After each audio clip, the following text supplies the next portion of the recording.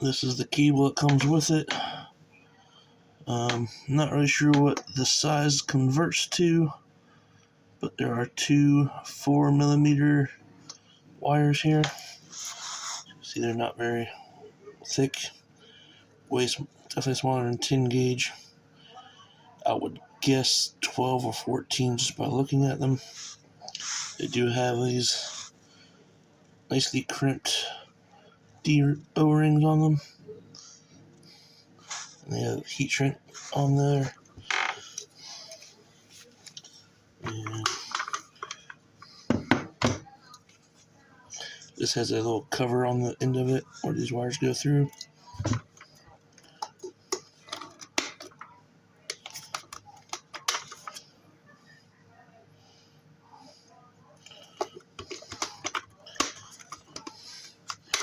Fits in there nice. Let's see how long this cord is.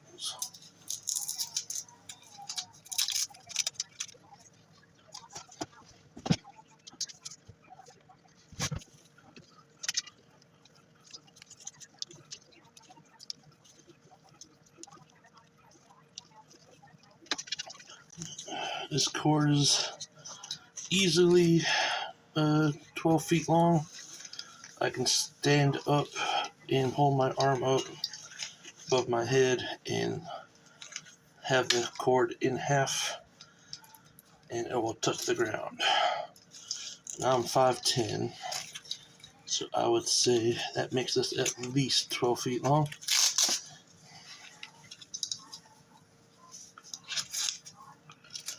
And that means this cord that comes with it is pretty much wired to could pretty much go anywhere on a 12-foot or shorter trailer or car. We'll have to look up what 4mm wire is to say what gauge this is, but I won't trust 50 amps on this wire myself. It might be perfectly fine, but I would want at least 10 gauge for that. 8 gauge would be better. Alright, got all 5 screws out, and this is what it looks like inside. It's like 10 gauge wire here. So the positive will connect together with the fuse here.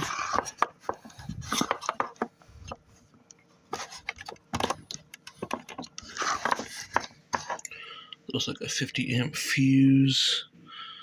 Not sure if you can make that out on here.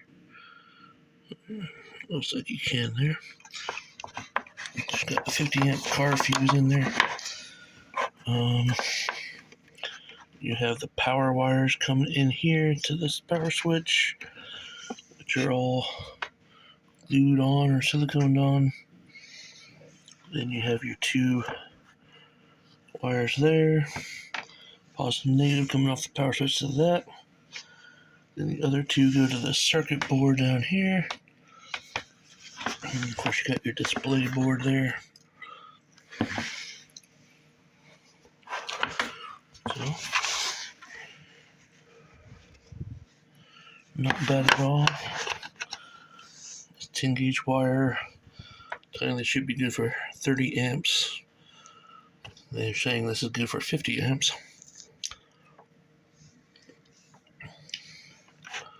Because it's 12 volt, maybe it's good for 50 amps.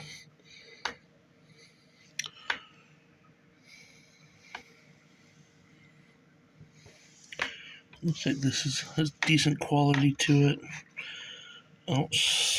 Can't really see the solder joints.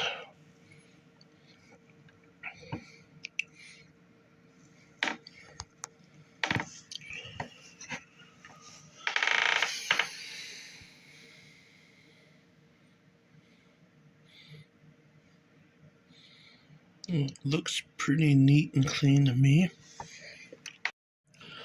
I'll use my little professional electric repair toolkit from Bowware. Got it on Amazon for around $30 to try to do the circuit board up.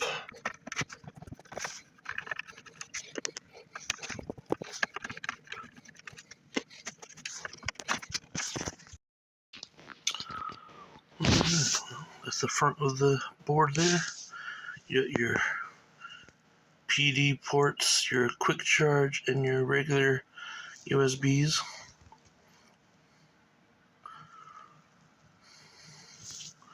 You see the points they start those wires on there.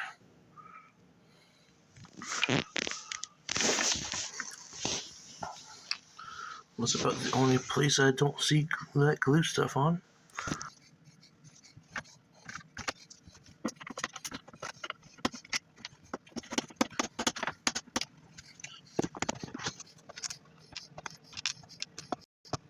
These are all 3 different sizes. Same clips as this. Same clips as but the ones are different. Very hard to mess up. This one is slightly bigger. Much better fit.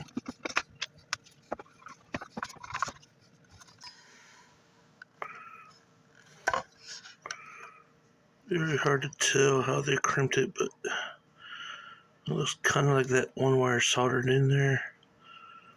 And it's probably mechanically crimped.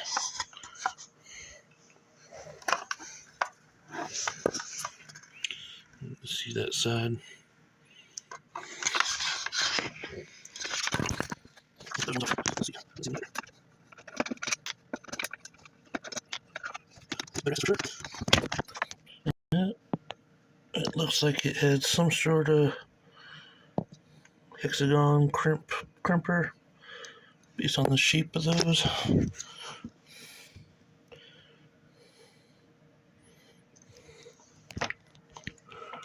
The wires seem to be nice and tight.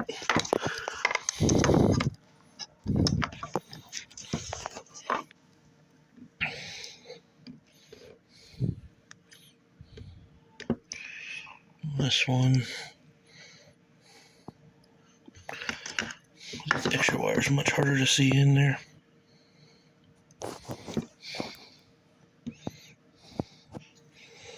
But looks like pretty good quality to me. I'm not these things, but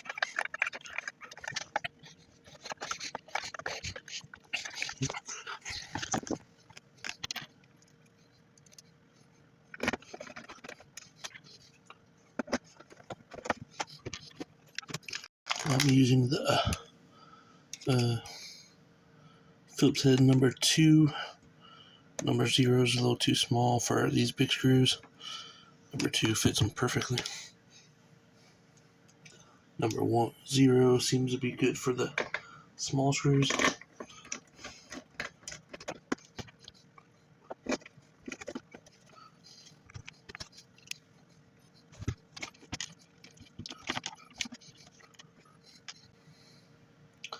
These bits are at least inadequate enough to pick up most of these screws.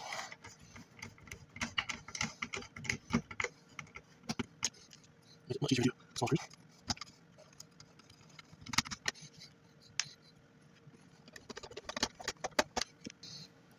This is definitely a nice little DC control box.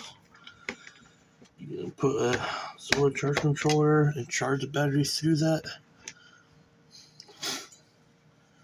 And you don't have to not want to fry anything in here.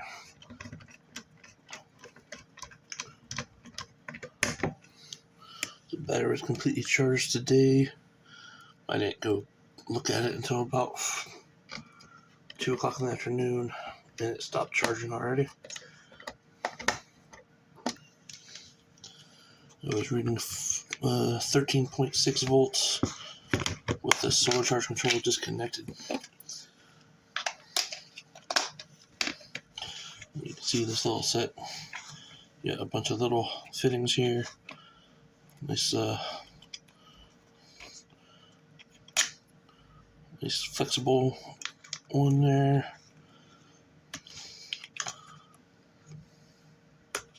Little pry tools. With a little magnetized mat. and some of these little pick things, the wedges. Oh, I forgot to put the other screws, outside screws, back in.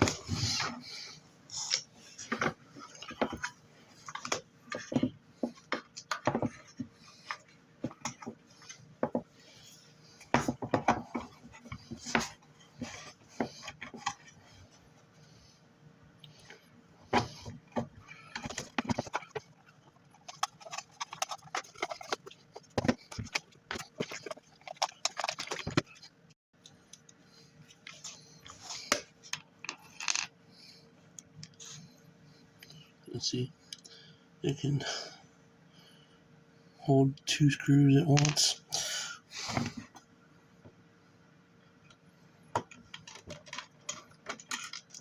Oh, that is too short, so I use my really long 12-inch Phillips head I got here. Vaco brand. I bought it probably 6 or 7 years ago to work on a portable air conditioner at a customer's place.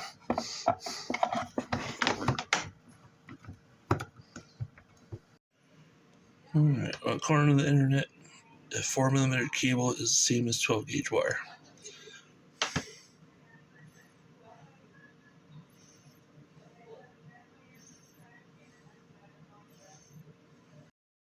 According to this little wire sizer, that's really 11-gauge. There's the little stats. All I did was type in 4 here, then click, and it auto fills everything else out.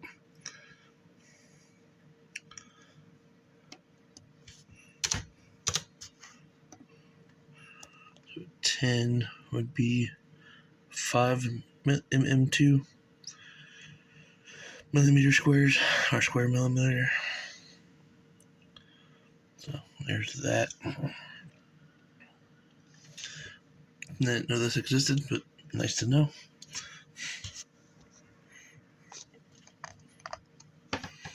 DigiKey.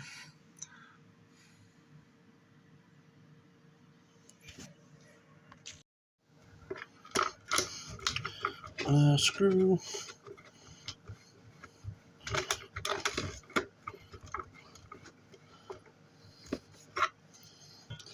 All back together.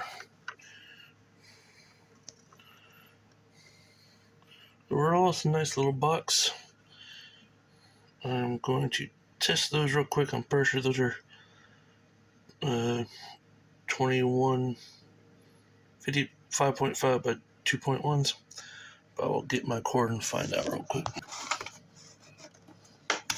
Yep, 5521 fits in them perfectly. Nice and tight. So there's definitely 5521 ports there. They are rated by the manual at 5 amps each, I think, or together. And they just call them 12 to 24 volt 5 amp DC ports. Also, all the manual says they are.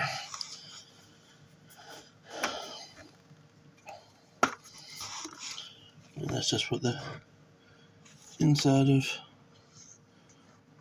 a cigarette lighter or car charger port looks like. Standard stuff.